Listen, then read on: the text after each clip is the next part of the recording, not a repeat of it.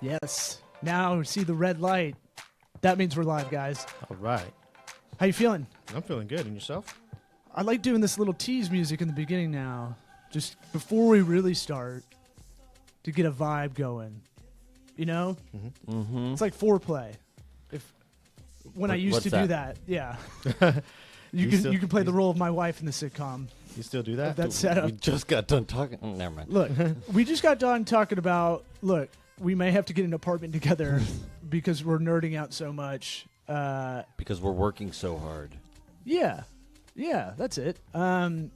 Look, let's do, support the sponsors that support the show. Okay. Right? Yeah, go if for you it. like this, if you like this podcast, we're trying to give you the pragmatic advice we stumble upon via conversation or interview. And so why not have a business line? Why not have a good app that is your business line? Not don't go to Verizon and go, hey, I need a second line added. Here's why. Because you'll get confused. Yeah. When someone calls. They love it when idiots like that come in. Right, and you'll call and be like, you'll do the joke I like to do. You'll say, No Limit Studios. That's a funny answer. Yeah, quote-unquote joke. When someone calls my personal line, but not my business line. So when people call a business line, we got to say, Tokubaga Consulting. Or we share the business line. Yeah. You have the app. You have the same line I do. It's scalable. So let's get some Grasshopper action going on the virtual phone system. You need to get it for your business. 208monkeys.com. Let's get creative. But our listeners get $50 off if they go to trygrasshopper.com/sweat. That's trygrasshopper.com/sweat. And that's, what is this, like Nelly Furtado in here? You picked it, dude. That's what I was it's wondering. a remix. Look, I'm not a good DJ, but I am good at telling you about good apps. Grasshopper, the entrepreneur's phone. You ready to get this thing going? I am ready. Yes. Yeah, let's do it. Thank you, Grasshopper. We'll talk later. In a 3, in a 2, in a toddy. You love that. Hate it. You love it. So hard. I love it. I love it. Why? Because I hate it. Do you want to do it together, Damian? Yeah.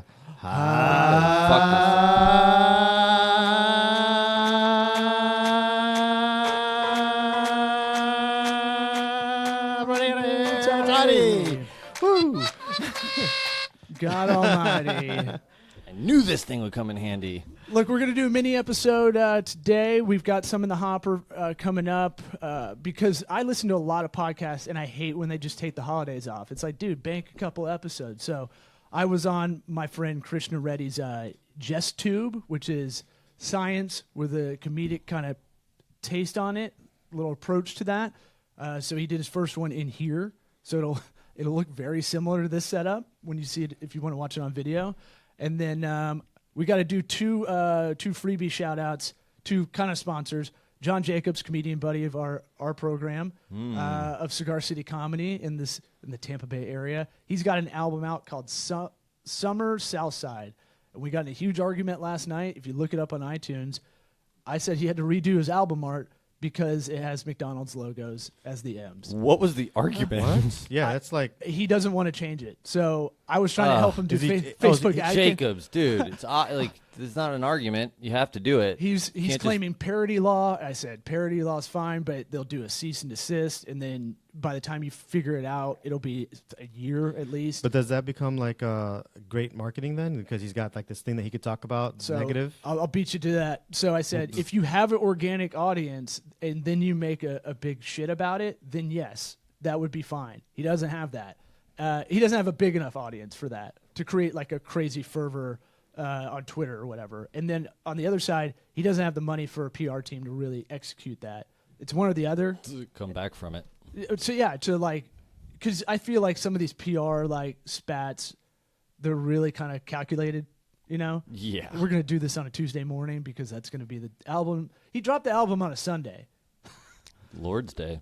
Every album comes out on a Tuesday. So I like. Does that still exist? Yeah. Yeah. What are you talking about? You got to drop albums on Tuesday still? You do it on a Tuesday. Same, like some people don't, but same logic with movies. So they did it on Fridays because you want the box office for the weekend, and then it kept creeping back. You want to get the midnight showing, so it counts towards your first weekend, all that stuff. Tuesdays you do it so it has like a ripple effect throughout the week.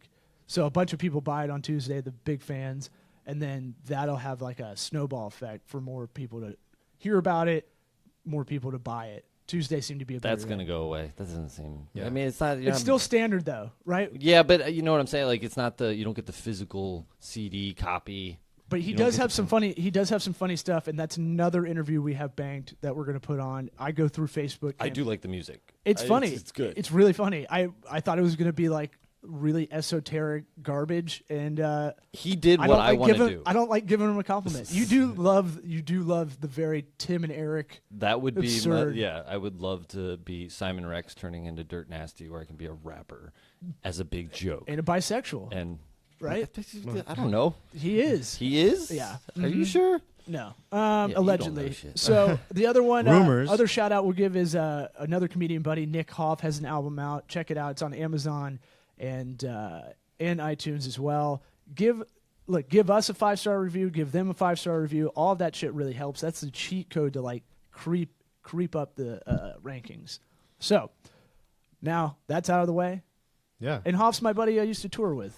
I love him and I, we get in a lot of arguments, but I still love him like a brother. And he's opening for Foxworthy and Larry the Cable Guy all over the country. Cool. Which is cool, but That is I see him. big names. Look, say what you. I know. I don't know Say him. what you will about those flavor of comedians, but those guys have a crazy work ethic, and you don't really get that good by being unfunny. I think they chose a path and went with Yeah, it. exactly. They just decided they can just go right down that narrow little. Foxworthy easy- used to work at IBM. He's a smart dude. That's so Larry the Cable Guy didn't know. from this area. Yeah, Yeah. not a but cable was guy. it- Not a cable guy, surprisingly. What? Yeah. What is And he his gonna do? accent's fake too, people. It's an act. I Yeah. know that, but I don't think everybody else does. Dude, I was telling someone last night, a third of the country doesn't even care about joke stealing. Like, most of the country is just like, I don't care. Like, what's funny? And so on our he side, says it's it. like, The other guy says that's it. Who the gives a shit? creative. That's their property. All that kind of stuff. What do we want to get into? We had something I told you to cork until we started. Damian Alpizar. What, the net neutrality? Well, there's that. I mean, that's a big thing right now, especially, I mean, I'm not trying to harp and be like, oh, no, net neutrality is completely horrible. I mean, I understand why some corporations are like, hey, look, we need to, What is it for? well, there's let a lot me of people. explain. Okay. So net neutrality, and I'm trying to make this thing not skip and jump all over the place. I'm also directing over here because it's got the Mevo's got some weird angles that it's trying to jump to, and I don't know why. You just had to do it yourself. Well, no, look at these Guest Show shots. off. Guest director. Yeah, it's like picking. It wants to keep chopping people's heads off. I It, don't know. now it's the Mevo's fault. Now Yes. you're blaming the Yes, camera. When I am. We had it. I am totally. No, Fine. no, you didn't. I've seen your episodes. you get heads chopped off quite a bit. So one of the things, what net neutrality in layman's terms is that originally the internet was supposed to be like the information, as long as you were going through an ISP, it was all treated equally, no matter what bandwidth you used. So if you were going with Streaming 9 porn videos at one time. if you're streaming 9 porn videos at one time, or if you're just putting up some text, you got equal. You paid your ISP. You got through it. You paid for your bandwidth, and you can use that bandwidth as needed. The analogy that I saw on Forbes, I believe, was shelving in a supermarket, where you people in retail, they pay for preferred shelving and preferred space in a supermarket To consumer preferences. to consumer preferences. You pay more. It's dynamic pricing. You pay more to be on the end cap at a grocery store. I'm kind of obsessed with. I like a lot of that stuff. Like, the cereal, Kellogg's is going to pay a lot more to be on the end because you'll impulsively get Cocoa Krispies or whatever they You remember that commercial where the guy was walking squatted down and they were trying to sell that bag cereal on the bottom of the shelf, and the whole gimmick was that he was walking real short and they didn't pay extra for it. Literally, Yeah. people don't want to bend over, so that the lower Literally, they rungs- don't exist. I don't know that cereal anymore. Do you? And Can then you they name do that cereal? And then they do the reverse one now, where people now know to go down to the lower floor So this like the penultimate, the one that's just off the bottom. I noticed floor. that the other day. The Frosted Flakes were like on the bottom, like the big names are on the bottom. They're putting it lower. The Frosted Flakes are on the bottom because that's where kids can reach and grab it and put it in the cart. Oh. So they want to put those where the kids can grab it. My kid did grab the Frosted. So the worst spot sometimes is the like not the bottom, but right above that, and then all the way at the top. Because most people can't grab that stuff on the top. Mm-hmm. Yeah. So you just go. It's like I do that sometimes. I'm like, I got like T-Rex arms. Like they're, when you do this, you do your wingspan. It's that's how supposed to be tall. Equal, yeah. Mine's like I'd be like a midget essentially. Really? Me, dwarf. Excuse me, little human. You could just what say do you say? Short arms. How much shorter are they? No, I don't know, not much, but it's alligator arms. Have to measure that. And I always do the debate like, should I get someone from Publix over here? I'll just get the thing I don't want because it's right there. I'll just pay more for this. We're seeing convenience be such a big part of business dynamics now because it used to be price or uniqueness, right? Those are kind of right there, and now convenience is kind of in the middle of that. Yeah, convenience. Time used to be the big thing, but now convenience is another big factor. And so what's basically happening is that. But you see, stores have limited space. They have square walls. They have an area that they have to stay within. So you can charge more for premium space and things of that nature. But when you come to the internet, which doesn't have any limitations as to, realistically, it doesn't have a limitation. And you can't say that, you're running out of space on the internet or speed on the internet. Really, you're not. So what ends up happening is that now the ISPs can say, hey, you know what, Netflix, you've got a whole lot of people using your stuff. We're going to charge you more to access and push through. Mm-hmm. In turn, Netflix, obviously being a corporation, isn't going to just eat that cost. They're going to raise their price. Yeah. And that consumers will now have to, for Netflix, get more. But here's the problem, is that let's say Disney's getting ready to do their streaming service, right? And they strike a deal. You already know that Disney's trying to strike a deal to buy Fox. What if they strike a deal with Verizon and say, guess what? We'll make sure that all of our streaming services only go through Verizon network. So if you're on a Spectrum or another network of any type, now you can't get the Disney streaming service. You have to log on to their that particular ISP provider to get that because now Disney's like, okay, we're only going to go with you guys versus because you guys are giving us the better deal for the bandwidth. You're giving us a better deal for the bandwidth. We'll go with you guys. That blocks out the other guys. And now Netflix is only available on one, and versus it being neutral, where all of them are treated the same. And as a consumer, we can pick and choose and just let the free market. I thought it was reverse of what you think it is by the name.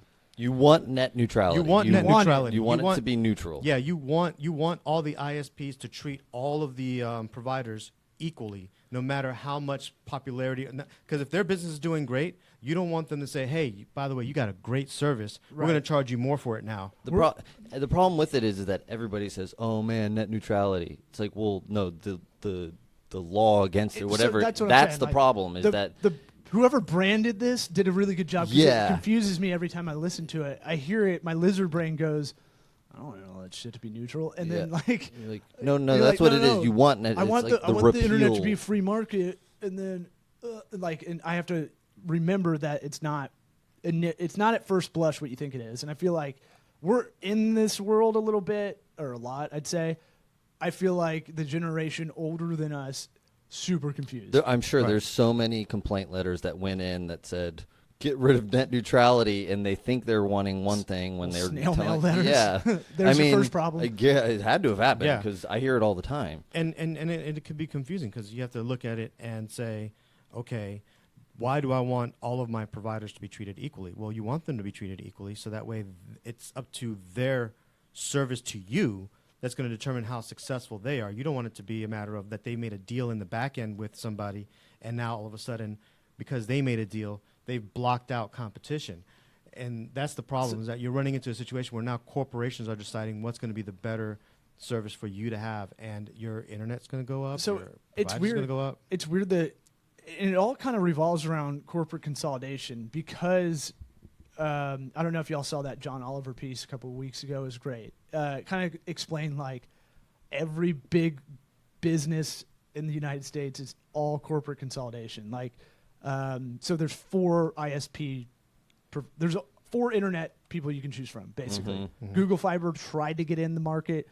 You literally have to lay fiber down. Like, there's fiber that goes from the East Coast of the United States across to Europe. Like, there's little. I know, it's crazy. It's so crazy. Sitting on the ocean floor. There's a good Michael Lewis book called Flash Boys about how these guys manipulated the market because they could get a half second faster from the Chicago trade to where the servers were.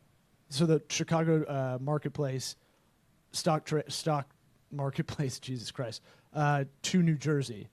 So it's all about this guy like creating the pipeline through Pennsylvania mountains and stuff to get a half second faster, and made buku dollars because their internet connection was faster, essentially. Airlines, right? It's all an oligopoly. I get a lot of shit from my good buddies because I went on a rant a couple of years ago. I was like, it's all an oligopoly, man. Like, it's price fix. How many airlines are there? There's 4, right? Southwest, Delta, American, United, maybe, I think. We only fly Spirit because my wife is cheap. That doesn't really count because that's like Greyhound. People bringing on like Philly cheesesteaks. Tell her open that. Up, I know. Not wearing shoes and chickens flying around inside there. They charge you for like headphones that you brought. Yeah.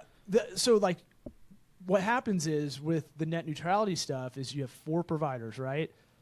It's like a double fuck almost.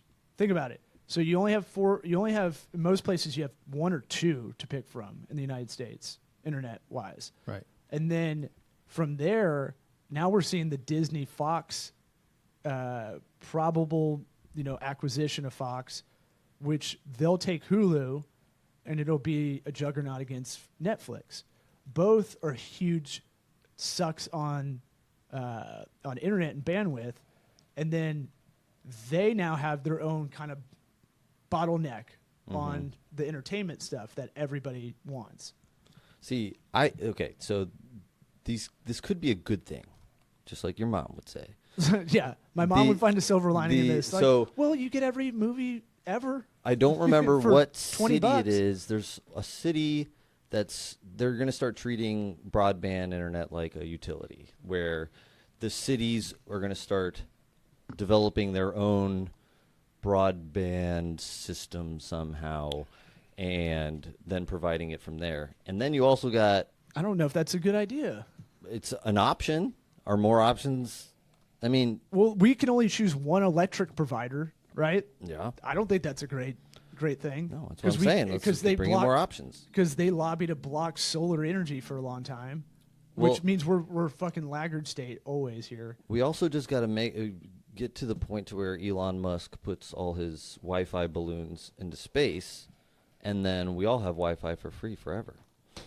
Yeah, well... Right? Is that how it works? I'm trying to think of how this affects most people, really, on the ground level. Because while we can, it's like the tax stuff that everybody was bitching about maybe 7 days ago and already forgot. Yeah.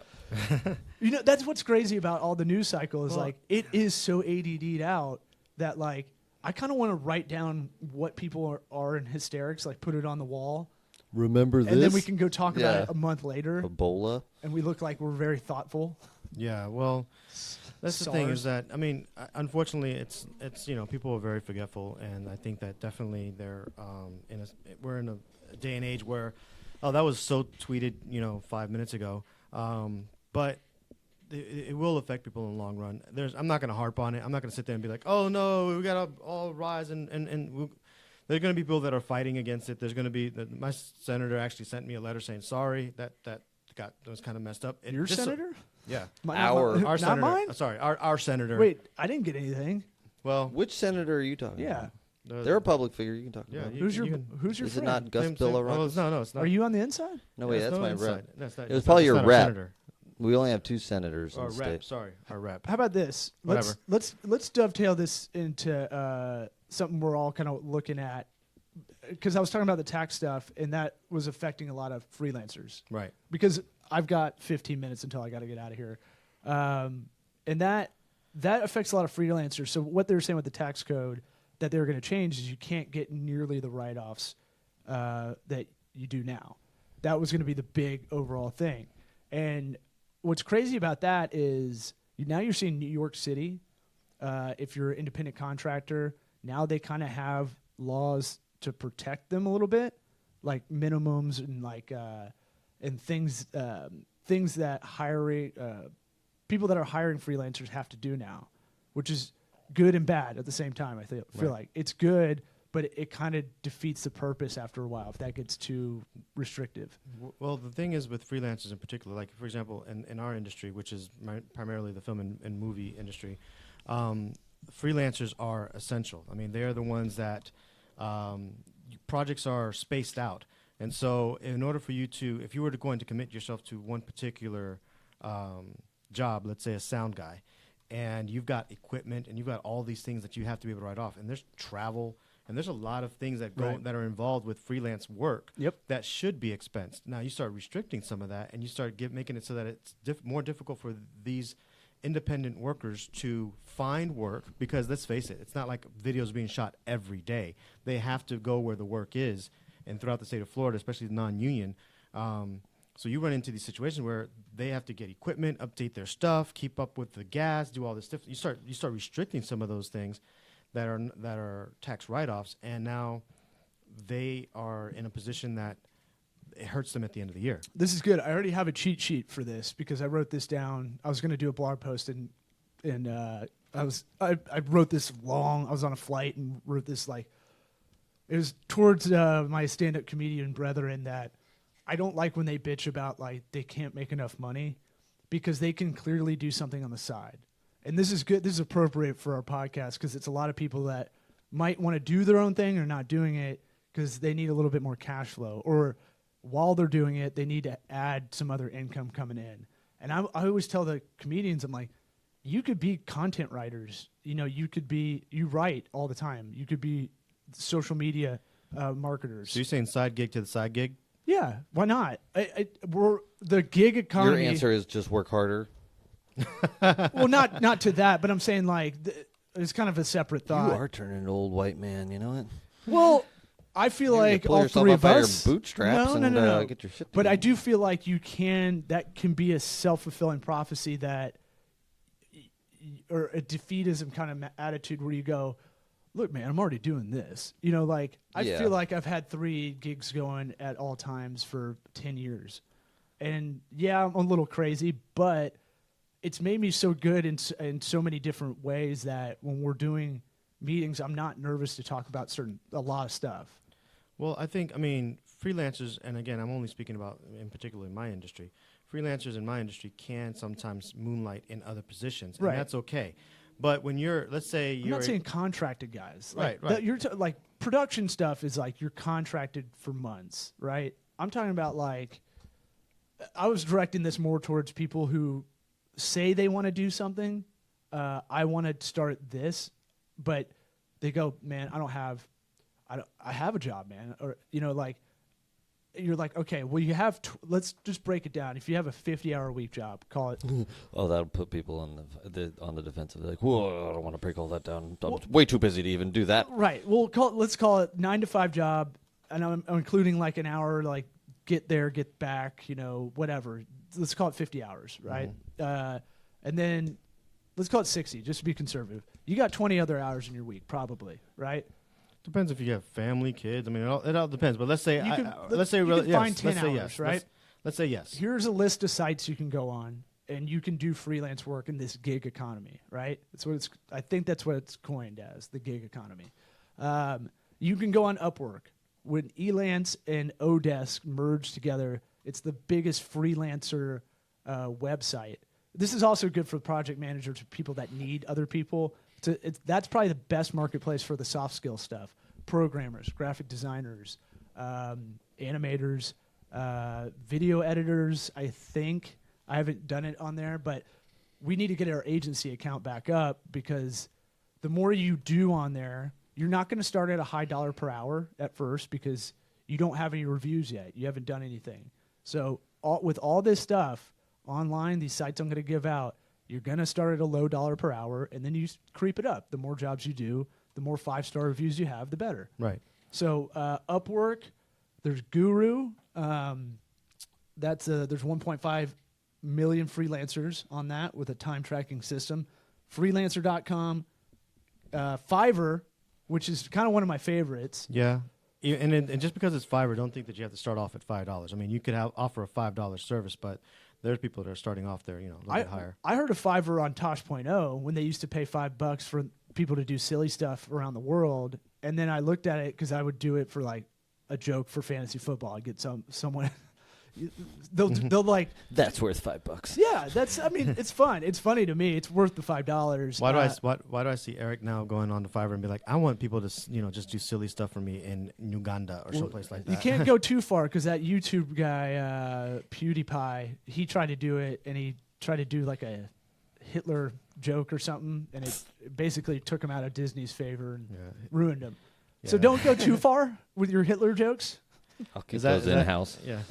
So Fiverr's a good one. If you need like little things done, I need to get the background out of this photo. Can you take that out? Can you vector that out? Or can you do a jingle for me or voiceover? Sometimes those like little things that can just prolong projects that you need. Sometimes you can get that done pretty quickly. Let's see. You got Uber and Lyft. You see a lot of that going on, the rideshare stuff. Yeah, a lot of people doing that. You can do Uber Eats, Grubhub, delivery, all that. What are the other sites? I've got TaskRabbit in some cities. For writers, onlinewritingjobs.com, Daily Post, Text Broker, journalismjobs.com, and pinchme.org. Those are all good writer. Law says he doesn't really prepare for these podcasts, but he seems awfully prepared, don't you think? He's full of shit. I know, right? This was for a blog post and research for an app for one of our clients. So I have it in my Evernote ready to go. And when we started talking about tax code, I was like, ooh, yeah. Yeah. Ooh, yeah. Visual arts jobs. You can put your segue. creatives on Behance.net, which I like because that's where like the kind of the best graphic designers are. Behance, yeah. All right, I'm not that. Part of Adobe now. I feel like you were just kind of prepping me for when you tell me to hit the bricks. Get out of here. No, so did you not listen to the podcast? I told you all the other shit you I'll can give do the with your flip life. side. Yeah, right. And get the fuck out of here. I'll give the flip side of this in a second because it's not. People think that's easy. Like it's easy. Just go. Oh, we'll get freelancers. No, a lot of what we do here is switchboard operate a fuckload of freelancers, right? Yeah. So you need good operating contracts, independent contractor operating agreements. You need the legal because that's the other part. So say you get a logo made by a graphic designer, they just copy it from someone, don't get the license, don't tell you about it, and then you pass it on. Company uses it. Now you're in indemnification, just like the McDonald's thing with Jacob's iTunes art. I told him, I was like, you're signing a contract if I'm going to help you, because if I put ads out and it leads to an iTunes album cover that has the McDonald's logo on it, I can get in trouble too. He's going to have a hard time making the song Dick and a Big Mac big time. Well, it's parody. Yeah, it's parody. I was like, it's parody. You can say whatever you want. I was like, is the whole album about McDonald's? Like, use fucking McDonald's food? Okay, well... Well, I mean, they did they did a movie that pretty much bashed McDonald's the entire time, so I'm pretty sure they can. What, The Founder? No, not The Founder. That's a good movie. You should watch it. I like that movie. I like that. No, not The Founder. They, big, fat, and whatever. Supersize Me? Supersize Me, yeah. So I mean, forced McDonald's to change the word supersize out of it. So you can't tell freelancers as someone who's hiring one, you can't tell them, hey, I need you to be online this day, these hours, or I need you to do, I need you to be in the office 9 to 5. It doesn't work like that. You have to give them due dates for everything. So it is a pain in the ass to hire freelancers in the beginning if you haven't really done it and you're trying to do a lot of them to save money. We kind of call it money balling, the best teams, the best groups of people together, because now everything's so segmented out for the online world. Let's just talk about that. There's 40 different kind of programmers. There's 40 different styles of graphic design. Yeah. It makes what we do more valuable, though. Right. And so why not pluck the best specialists out when they have time? And you need a specialist to know, because you can't just be like, okay, I'm going to start a company and I don't know anything about this. I'm just going to go ahead and, pull in a bunch of freelancers. I need a graphic guy. I need this. You still need to vet those guys and look at their work and say, yes, worth it, and yeah, not worth it. And so that takes a professional eye. So that's where we, as switchboard operators, would still need to operate from and show our expertise in that sense. And the other one I'm going to throw out there, because I only have a few minutes before I got a hard out, is LinkedIn's legit. If you're looking, I was going to say, if you bring up fucking LinkedIn again. Look, I don't understand, though, where LinkedIn will eventually sponsor this show. How I'm telling you right now. So for you, for instance, because you just got your profile on, we need to add a bunch of stuff on there. You've worked on a bunch of stuff in the last 9 months. Mm-hmm. So I need to write a recommendation for you. So you need to go out and request some from people. Oh, he is so setting you up for moving on into freelance world. No. There's an online resume thing. No way. We can make you a resume. It all helps because you're under our company account. It says you work here at Tokubaga Consulting. So the better your profile, the better our profile as a whole. But at the same time, all the connections are better too. So the more you use your profile, the better I can reach out to people too. It builds that social capital, as they call it. It's a douchey term, but ProFinder, you should be on LinkedIn ProFinder. There's no reason both y'all shouldn't be on there. It's free to sign up. I was at a meeting last night at a happy hour, just having beers. I was like, just do this while you're sitting here. It takes 3 minutes. You're just going to fill out an application. You don't even have to fill out that much. And I've gotten 4 really high-quality leads for proposals just from that. Okay. And I haven't done anything. It's just like Angie's list of business professionals, essentially. But it just uses your profile so people can look at it. And I've had like all over the board kind of thing. Like I've had some that were brand consulting, price consultant, which I don't really push out there that much, but I guess someone's put it in my skills endorsements. I think pricing's the hardest thing, but I was like, yeah, we can definitely help you with that. That's a podcast for another time. Yeah. So look, that's my advice. Those are the list of sites. We're gonna drag and dictate this out, and hopefully I don't have to do too much editing. But all the links of the places I just said should be in the transcript on our site when we post the blog post. So real quick before you head out, so that way we can wrap this up. Holiday. Any holiday plans? Any special holiday plans? Y'all go first while I get this music going. Go ahead, Eric. No. Like the end. Like not even it's trying like I got to. A family, are you kids. cooking or anything? No, man. My wife probably is. I have no idea. My in-laws are coming over. I think spending the night waiting for Santa, and then that's it. Awesome. Do you have any kind of like holiday tradition that you normally do? Have you started any holiday traditions? Any Krampus? I mean, I think Christmas has enough traditions that I don't need to be making up my own. Well, no. I'm not talking about. It's a lot of pressure. Well, no, sorry. Like for example, we're trying to start. Like my family had their holiday tradition, and then we're trying to start. Like me and my wife are trying to start a kind of a new holiday tradition. Right now, the only thing we've got so far is keeping each Christmas tree from each year to make an art piece out of it later on. But I'm just saying, like. The only thing we thought of was sounds like you're a hoarder. Changing Christmas. Yeah. We keep Honey, all our rather dead than cats. make me go to the dump, why don't we just save these every year until we have enough, until I decide. Trust me, it's a lot more work to save them than it is to throw them away. I'd rather. I would have preferred to throw them away, but I see the madness behind the art and the history behind it, so I understand where she's You're going with Cuban. Like do you do the noche? What is it? The noche libre or noche buena? Noche yeah, buena. Yeah. Do you Sorry, do that? You put a pig on a spit. We don't, especially since we had a pet pig for a long time, so we don't put a pig on the spit. We do pernil, but we don't actually put the pig on the spit. No. All right. There's a Tampa Bay Times writer that was looking for someone. He wanted to write an article. So if you want to do that, I'll hook that up. Right. What do you got going on? Just ugly Christmas sweater party. Just gonna actually, you know what? Because of my recent life changes, wedding, and now home, possibly yours. Yeah, buy my house. Can't take that back. You said. Yeah. I said possibly. Mm-hmm. We're actually doing. We're trying to keep it easy for everybody. Not worried about gift exchange. Just have a good gathering and food and ugly sweater party, ugly onesie party. Sounds like it has good intentions. Yeah, we'll see how that plays out. Yeah. We always shoot for that, but we don't do it. I don't think I've ever left for Christmas, ever. My family is one of the rare families that's been in Tampa for like 4 generations or something, and mine too. And they're all here. Yeah, so it kind of sucks when it's really hot too, It doesn't feel like Christmas a It lot does of the not time. feel like Christmas It's at all. 80 degrees right now, but Yeah, we're 3 days away. we'll just hang out. I'm excited to see our little boy who's about. I mean, your kids are right in the best age. They're what, Oh, yeah, 7 they're and into it. 5 or something. So close. They're 5 and 2. 5 and 2.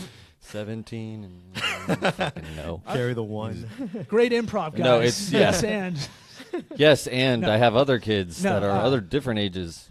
I don't know why I said 7 too. But they It's a good age for them, yeah, for sure. that's the they're best into it. age. They're right there in the sweet spot. But I'm pretty sure my daughter is onto it. Like, she's not going to believe this Santa shit next year. She's already getting to the bottom of things. Dude, show her Krampus. I was looking that up the other day. That's actually a pretty good movie. Yeah? I bet it is. Yeah. It's a name was comedy. silly. It's a comedy horror. It's actually a really good movie. So as far as holiday movies are concerned, and since I'm the movie guy here, Krampus, check it out. Yeah. All right. Well, let's play it out. Thanks for hanging out. Yeah, man. Hey, happy holidays if I don't see you guys between now and then. All right.